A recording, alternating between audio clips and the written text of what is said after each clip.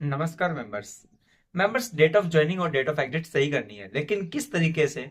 इस तरीके से कि हमारा सर्विस ओवरलैप एक बार हमको ज्वाइंट डिक्लेरेशन भरने के बाद में हमें contribution received after date of exit या फिर ऐसे प्रॉब्लम ना है। इसका मतलब क्या है कि जहां पर पीएफ ऑफिस बोलता है ना हमको कि भाई आपका डेट ऑफ एग्जिट तो ये, फिर भी उसके बाद में भी पैसा जमा दिखा रहा है। और कई केसेस में बोलता है कि भाई आपका डेट ऑफ ज्वाइनिंग आपने गलत डाल दिया है, इसके अनुसार है वो, आपका पैसा जमा नहीं होना चाहिए लेकिन यहाँ पे जमा दिखा रहा है। तो उसका सॉल्यूशन क्या है वो बात करते हैं।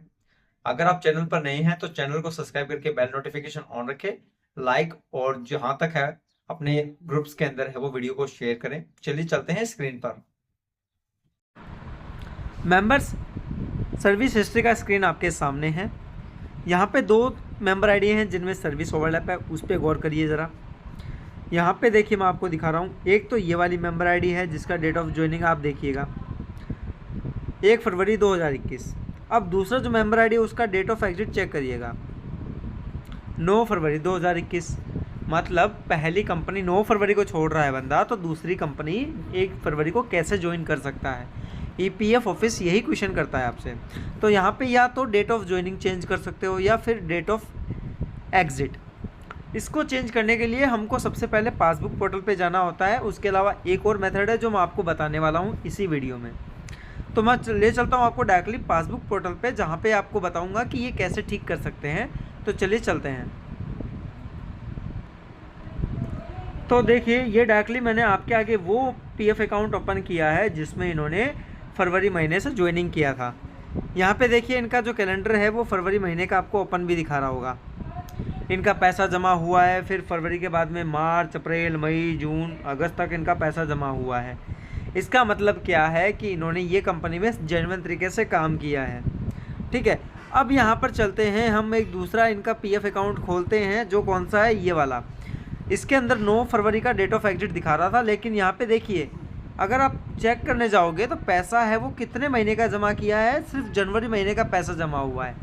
तो जो पीएफ का अभी नया रूल है ना, जिस दिन मैं ये वीडियो शूट कर रहा हूँ, ये कहता है कि अगर आपका कॉन्ट्रीब्यूशन डेट ऑफ एग्जिट के कैलेंडर से मैच हो रहा है तो आप जॉइंट डिक्लेरेशन बिना कंपनी की सहमति के भी कर सकते हैं। उस कंडीशन में कि जब आपका यूएएन 2017 के बाद का अलॉट होता है, लेकिन ऐसा नहीं है, कईयों का हो रहा है, कईयों का नहीं हो रहा है। आप अपना है वो जॉइंट डिक्लेरेशन चेक कर सकते हो।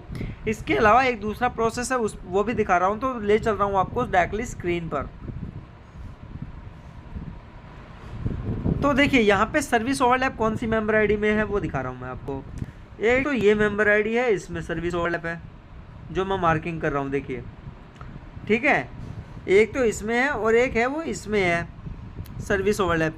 अब मैं क्या कर सकता हूँ कि अगर मेरी प्रेजेंट वाली मेंबर आईडी है ना, तो या तो मैं इस आईडी का पैसा उस मेंबर आईडी में ट्रांसफ़र कर लूँगा, जो यहाँ पे प्रेजेंट कंपनी होगी ना, जहाँ यहाँ पे मान लो कि एक नई कंपनी ऐड हो गई, तो मैं उसमें ये पैसा है वो इसमें ट्रांसफ़र कर लूँगा, या फिर ये पैसा इसमें ट्रांसफ़र कर लूँगा। तो जब मैं ये पैसा, इसका पैसा इसमें आ जाएगा और इसका पैसा सारा मैं निकाल लूँगा इस मेंबर आईडी का, इस वाली का, फाइनल वाली का, तो मेरा ये जो सर्विस ओवरलैप है ये हट जाएगा ऑटोमेटिकली।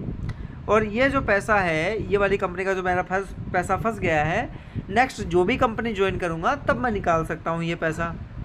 एक ये तरीका है। दूसरा तरीका कौन सा है जो आजकल नॉर्मली लोग यूज़ करते हैं, वो तरीका ये है कि ये जो आपका डेट ऑफ ज्वाइनिंग और डेट ऑफ एग्जिट है ना, ये जो डेट ऑफ ज्वाइनिंग और डेट ऑफ एग्जिट है, अगर ये एम्प्लॉयर के पास में रिक्वेस्ट जाती है तो आप इसको चेंज मत करिए। मैंने जो तरीका बताया वो फॉलो कर लीजिए। या फिर आप क्या करिए, ऐसे केसेस में, इनमें अगर आपका डायरेक्टली हो रहा है तो आप क्या करिए, यहाँ पे आइए, जॉइंट डिक्लेरेशन पे आइए, मैनेज में आएंगे, मैनेज में जॉइंट डिक्लेरेशन पे क्लिक करेंगे तो यहाँ पे ओपन हो जाएगा आपका। तो आपको करेक्शन के लिए क्या करना है, यहाँ पे मैनेज में आना है, जहाँ पे जॉइंट डिक्लेरेशन ऑप्शन मिलेगा यहाँ पे आना है। यहाँ पे आने के बाद में वो मेंबर आईडी सेलेक्ट करनी है जिसके अंदर गड़बड़ है। जैसे मान लीजिए कि मेरी कौन सी में थी, इसमें थी, ये मेरा ही पीएफ अकाउंट है इसलिए मैं मेरा बोल रहा हूँ। ठीक है, यहाँ पे मैं आया, यहाँ पे डिटेल्स मैंने करेक्ट करी, उसके बाद में देखो मैं आपको दिखा रहा हूँ, जैसे मेरा वहाँ इसमें जो है डेट ऑफ एग्जिट गलत नहीं है, मेरा जो गलत है वो डेट ऑफ एग्जिट दूसरे वाले में है, मेंबर आईडी में। मैं चाहूँ तो इसको भी तुरंत ठीक कर सकता हूँ। देखो मैं आपको दिखा रहा हूँ कैसे। ये मेंबर आईडी है, मैंने इसको सिलेक्ट किया, सिलेक्ट करने के बाद में यहाँ पे फरवरी का पैसा दिखा रहा है ना, मैं इसको काट के क्या करता हूँ, जनवरी दिखा देता हूँ मेरा, कि भैया date of joining date of exit था ना वो जनवरी का था भाई, फरवरी का नहीं था। जो कंपनी को मैंने बताया वो बात सही है, लेकिन मैंने कंपनी को बिना बताए जॉब छोड़ा था, तो मेरा डेट ऑफ ज्वाइनिंग है वो चेंज हो गया। बाद में मैंने कंपनी को बोला था, कंपनी ने 9/2 डाल दिया था मेरा, तो ऐसा मैं बोल सकता हूँ उनको। तो मैंने ये किया, मैंने खुद से अपना डेट ऑफ एग्जिट डाल दिया। अब मैंने क्या किया, यहाँ पे OTP लिया और इसको प्रोसेस कर दिया, समझ गए। अब देखिए मैं आपको दिखा रहा हूँ, यहाँ पे इस वाले में मेरे में मांग लिया कि भाई आपका मेरिड अनमेरिड, या आप भी भर सकते हो, कोई दिक्कत नहीं है, कोई रिक्वेस्ट नहीं जाती है एम्प्लॉयर के पास में अप्रूवल के लिए। यहाँ पे आया, ये देखो, क्योंकि मेरा UN 2017 से पहले का है, इसलिए ये मेरे पास में डॉक्यूमेंट का ऑप्शन आ रहा है। जैसे ही अपलोड करूँगा और सबमिट करूँगा तो रिक्वेस्ट सबमिट हो जाएगा। आपके केस में डायरेक्टली यहाँ पे OTP का ऑप्शन आएगा और आप सबमिट करेंगे तो आपका इश्यू है वो सॉर्ट आउट हो जाएगा। इसके अलावा कोई तरीका नहीं है। एक और तरीका है कैलकुलेशन ऑफ ECR, जिसके अंदर क्या होता है मैं आपको बता रहा हूँ। मैंने सर्विस हिस्ट्री इसमें ओपन किया, यहाँ पर देखिए क्या यहाँ पे क्या हो रहा था वो देखिए। इसका जो डेट ऑफ एग्जिट है ना, सॉरी जो डेट ऑफ ज्वाइनिंग है ना, और इसका जो डेट ऑफ एग्जिट है, इसके अंदर क्या था, इसके केस के अंदर पैसा फरवरी महीने में जमा नहीं हुआ था। इस कंडीशन का मैंने आपको बताया। अगर इसमें फरवरी का पैसा जमा होता और इसमें भी जमा होता तो मैं क्या देखता, कैलकुलेशन ऑफ ECR चेक करता कि कौन सी कंपनी ने कितने दिन का किस हिसाब से पैसा जमा किया है, तब जाकर के मैं उसको कर सकता हूँ। लेकिन उसके लिए भी मेरे को ये पता होना चाहिए कि मेरा NCP कितना है, मेरा प्रेजेंट कितना डाला गया है एम्प्लॉयर का, तो वो ECR को है वो आपको स्टडी करना पड़ता है। उस चीज़ के लिए ये जो है ये वर्क हमारे थ्रू आप करवा सकते हैं, कंसल्टेंसी सर्विसेज का जो भी चार्ज आप पे करके।